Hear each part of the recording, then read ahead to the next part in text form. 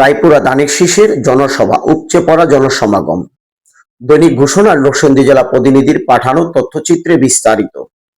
আসন্ন ত্রয়োদশ জাতীয় সংসদ নির্বাচন 2026 সামনে রেখে নরসিংদীর রায়পুরার 5 আসনে দানিক শীষের প্রতীকের বিজয় নিশ্চিত করতে নির্বাচনী জনসভা অনুষ্ঠিত হয়েছে।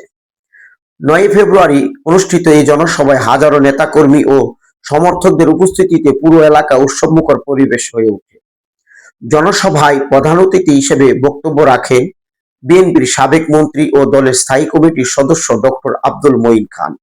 তিনি বলেন, অবাধ, সুষ্ঠু ও অংশগ্রহণমূলক নির্বাচনের মাধ্যমে জনগণের ভোটাধিকার প্রতিষ্ঠাই বিএনপির প্রধান লক্ষ্য।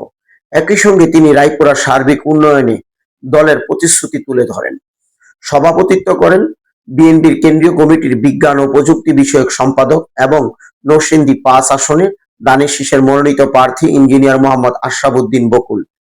তিনি তার বক্তব্যে বলেন, রায়পুরাকে একটি আধুনিক, উন্নত ও জনবান্ধব অঞ্চলে রূপান্তরের জন্য জনগণের সমর্থন নিয়ে কাজ করতে চান তিনি। বক্তারা বলেন, জনগণের সুস্পষ্ট উপস্থিতি প্রমাণ করে রায়পুরা দানিক শীষের পক্ষে গণজোয়ার সৃষ্টি হয়েছে। জনসভা শেষে শান্তিপূর্ণ পরিবেশে কর্মসূচি সম্পন্ন করা হয়।